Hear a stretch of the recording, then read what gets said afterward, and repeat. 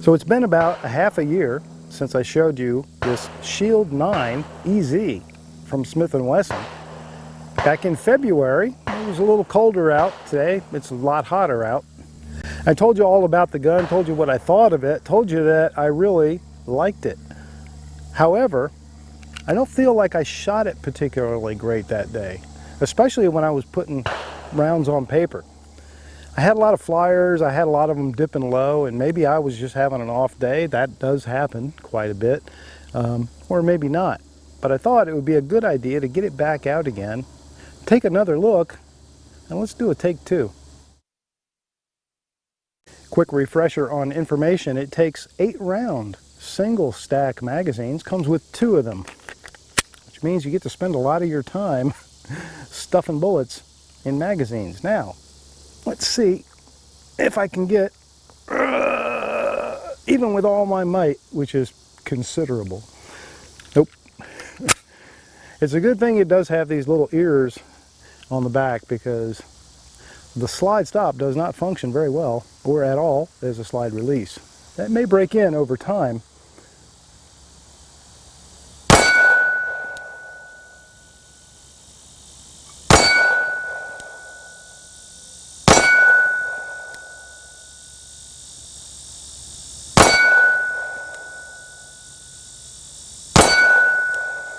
I think it is shooting low. It's shooting a little bit low left. Now I say that, of course, that is the quintessential trigger management problem for right-handed shooters, and I'm no stranger to it. But it does appear to shoot a little on the low left side. So the sights are adjustable in that you can drift them left and right. There is no elevation adjustment available.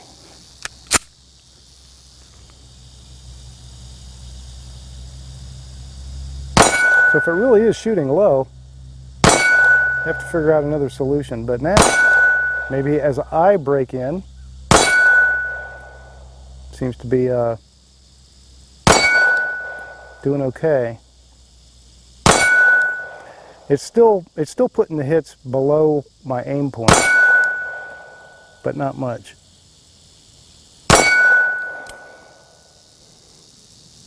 And it's grouping them nice. I've been thinking recently about doing a top 5 video of top 5 handguns I would recommend for new handgun buyers. Hopefully the title would be shorter than that, because that's a mouthful. I think right now, in summer of 2020, with the market being as insane as it is, so many people buying handguns and so many more considering still their first purchase of a handgun, I think it might be a good video to do.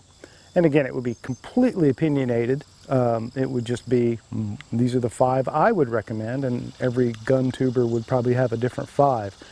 But having been giving that some thought, I have to say that if I do wind up doing that video, this one is pretty much guaranteed to be on the list someplace. Okay, take 2s are about more shooting, less talking, so I'll try. But I do want to remind you what I like, what I might not like as much about this gun. The first thing is the ergonomics are very nice. It is, of course, an M&P Shield, so it's got those ergonomics. It's bigger than a traditional M&P Shield. So if you've not had a chance to see one in person or pick one up and hold it, don't expect it to be as small as that 9mm Shield you may be used to. It's significantly larger than that, and I showed you that in my first video.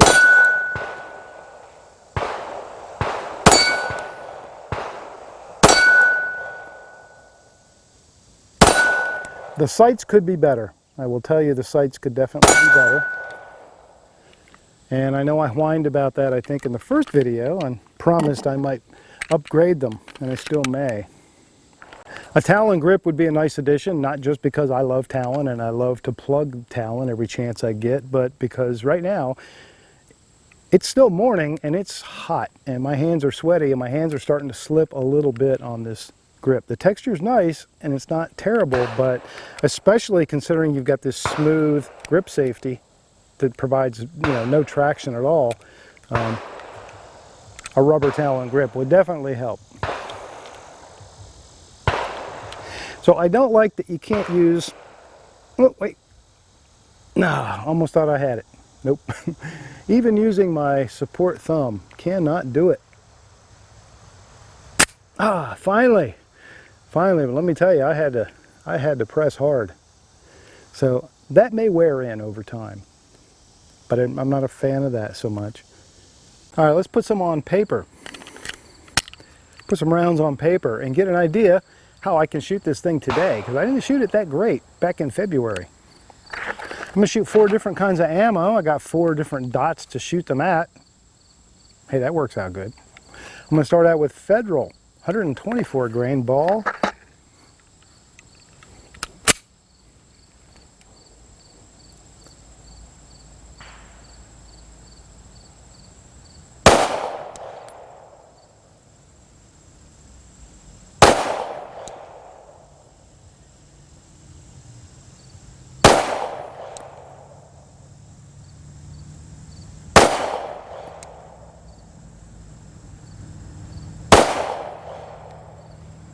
All right, that was 5 rounds of Federal, and it looks like from here, low left.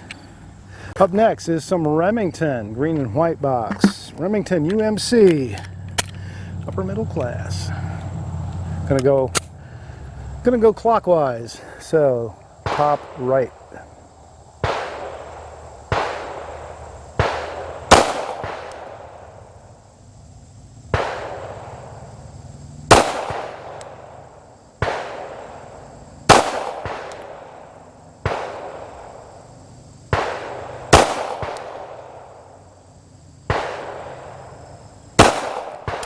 All right.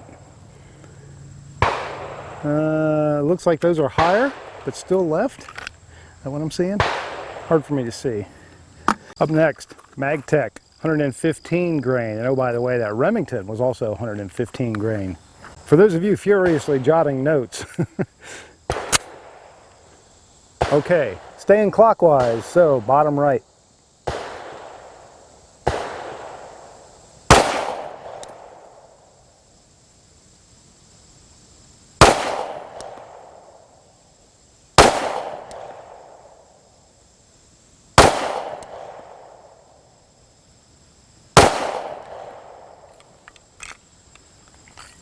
Okay, doesn't look too bad from here. And last, but certainly not least, carry ammo, 6-hour Elite Performance, 124 grain, jacketed hollow point V-crown. That is the stuff I tend to carry in my carry guns, and this is a self-defense gun, so certainly important to know how it shoots that.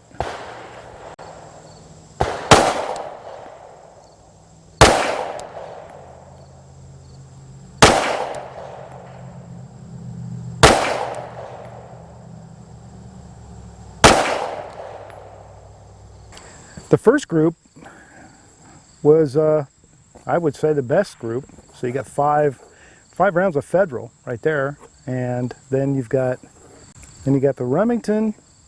That's not bad. That's probably yours truly. Then we came down to the MagTech. That did okay. And then last, the SIG, which a little bit disappointing in the overall size of the group. You could have a flyer there, but as we've seen, they do tend to want to go low left. So going down the list, ergonomics I love. Smith & Wesson M&Ps, I just really like the ergonomics. Trigger is very nice because, again, this is a hammer fired gun, so it's got a completely different type of trigger and it feels very nice. Reliability seems to be spot on. Accuracy is very questionable. I'm not quite sure about the accuracy of this pistol, or at least my ability to shoot it well. And that, at the end of the day, that's what counts. You know, you can give me a gun that an Olympian can shoot one whole groups with at 1,000 yards, but if I can't shoot it well, it doesn't do me very much good. So That's the point that I try to make when I'm looking at guns. How do I shoot this gun, and why may I shoot it well, or why may I not shoot it well? I think that's the important information to convey to you, not just the mechanical abilities of the handgun. That's something to look into more. I think it could use better sights. The sights are very pedestrian on this gun, so an upgrade of sights would certainly be good in general, and they may actually help my ability to shoot the gun better. For concealed carry, it's a little bit on the larger side, but certainly in the size range of good concealed carry, and it's nice and thin, and that's an important dimension.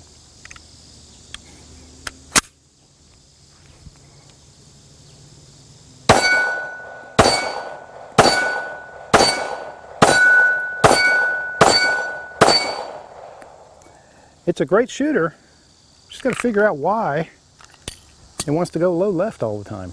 Thanks for joining me for this short take 2 of the Shield 9 EZ from Smith & Wesson. It is still a great choice for people who have weaker hands or muscle strength, have limited capabilities to rack the slide. It is beautifully designed for that, so that's a super big plus.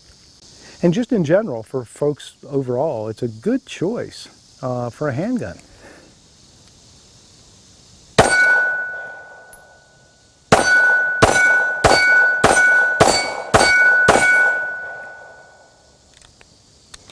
Thanks for watching.